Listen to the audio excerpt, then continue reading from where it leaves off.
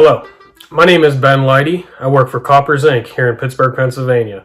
My title is Manager, Commercial Sales. Hi, JA BizTown. My name is Amber and I'm a chemist for Koppers. Hi everyone, my name is Cliff Shadman. I work for Koppers. I'm the manager of process excellence at Koppers.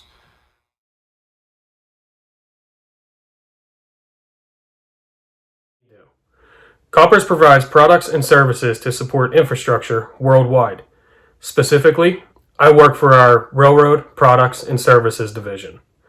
What we do is sell railroad cross ties, switch ties, and bridge ties to the railroad industry.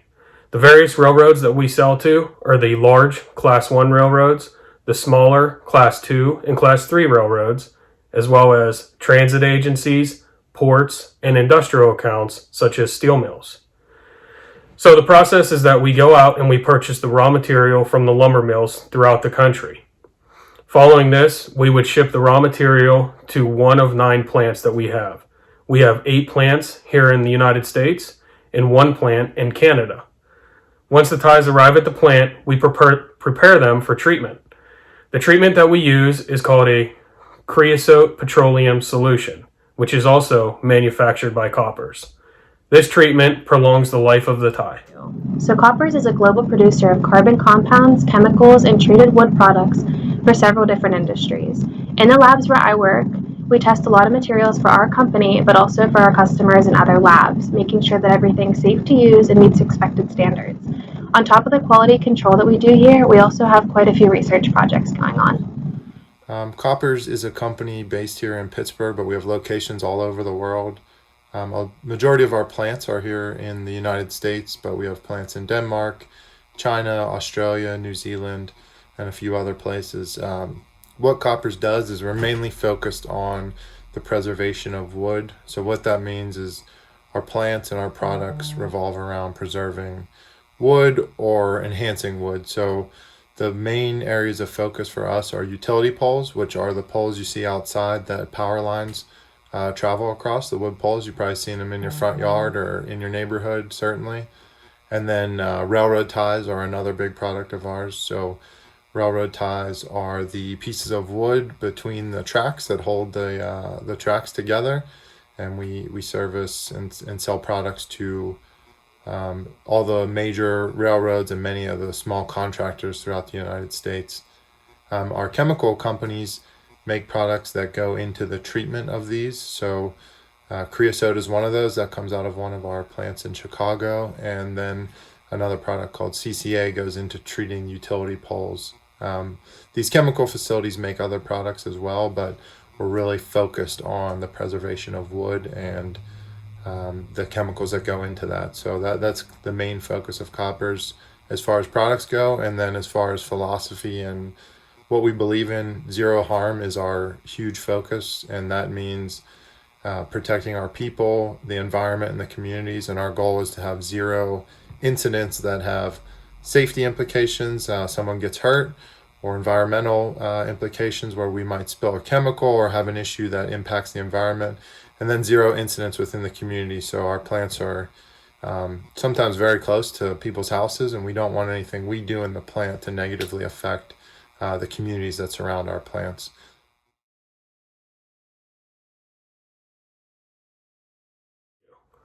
Luckily for me, each and every day is different. I manage a team of 7 people, 4 of which are located in their respective territories, and they are my regional managers. The other 3 are located here in Pittsburgh, Pennsylvania at our corporate headquarters, and they are in an inside sales position. They support the outside regional managers. I participate in multiple strategy meetings with our senior management. We could be talking about potential new products, new services, personnel, whatever strategy it is. It's my responsibility to bring that information to my team and align my team with the goals and objectives of our senior management. I'm responsible for managing a budget. I have to make sure that we are spending wisely and being responsible with Koppers' money. It's our responsibility to go out there and entertain our customers, to build these relationships, which of course cost money, but we have to do this responsibly, and it's my responsibility to manage this. I help put together bids. I work with my outside regional managers as well as my inside sales team. We gather all the competitive information that we could possibly get and put together a competitive bid that we can then present to our customers. I also participate in project management. We have to decide what material each plant is going to produce and when, and we have to manage it with our customers. And I take part in helping my sales team prioritize. The other part of my job is about 30%. I travel. I could be traveling with my regional managers to our specific customers, face-to-face meetings in their offices, or we participate in quite a few conferences throughout the year. This is, one of the perks of the job. We're doing a lot of entertaining, which means, we got some nice dinners lined up. We could be doing golf. We could be going to sporting events. We try to get our customers outside of their normal business, normal office environment to try to build these relationships with them. My favorite part of my job is that my days always look so different. Some days I am strictly in the labs, but a lot of the time I'm doing a mix between lab work and analyzing my results in my office.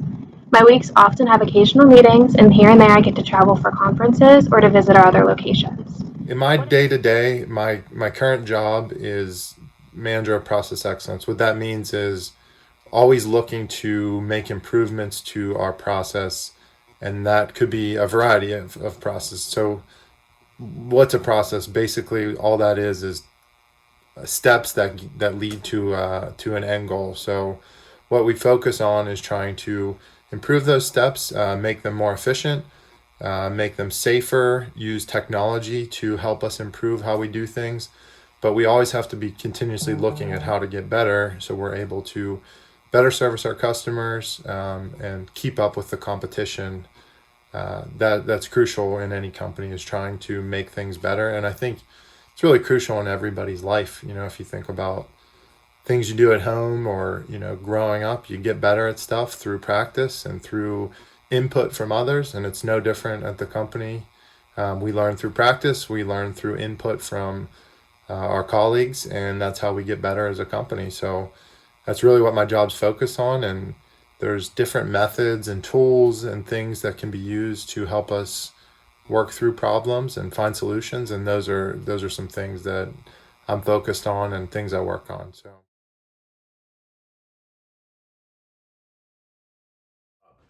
Well, first and foremost, you're going to need a college education. I would say anything in business related. It could be accounting, finance, marketing, business management, as well as you could have a engineering degree. We're calling on quite a few engineers, so if you have the engineering background, it certainly would be a beneficial thing for this position.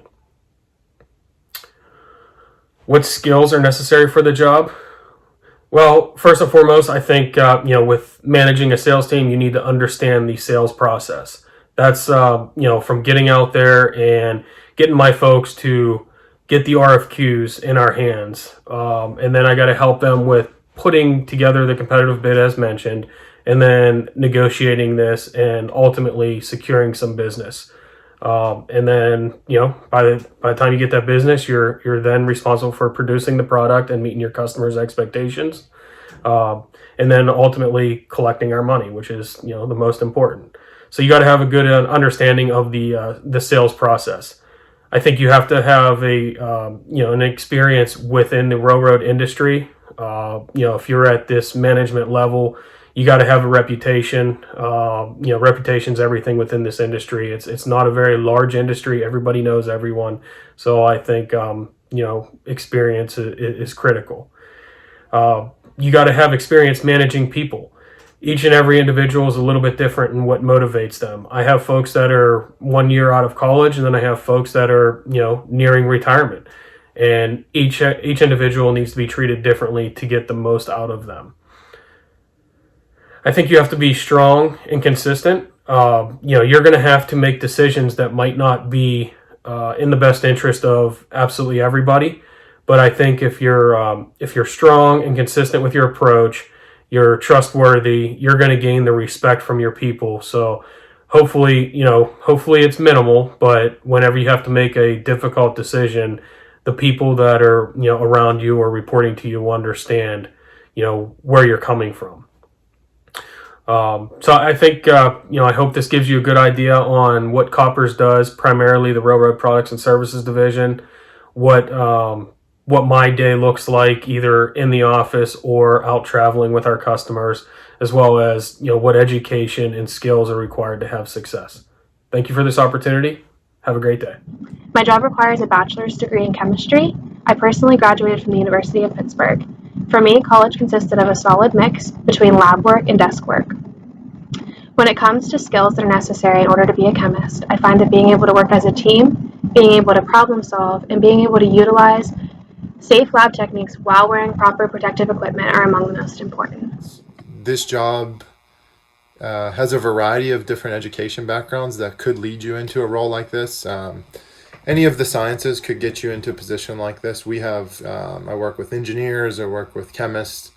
I also work with people with business backgrounds, and then sometimes, unique backgrounds, and maybe they got a degree that wasn't directly related, but they have experience in a different area. Myself, I have a business degree, but I've also worked in 2 of our plants for 8 years, so I got a little bit of operational knowledge and working within the operations and trying to understand better how we do things. So, you can have a variety of backgrounds. I think it's just important to always be open to learn and continue to think about how your background and what you're learning could lead you into new positions as you move forward in life. So thanks again, and appreciate the time. And if there can be any more questions or anything, reach out and I'll be glad to answer them. Thank you.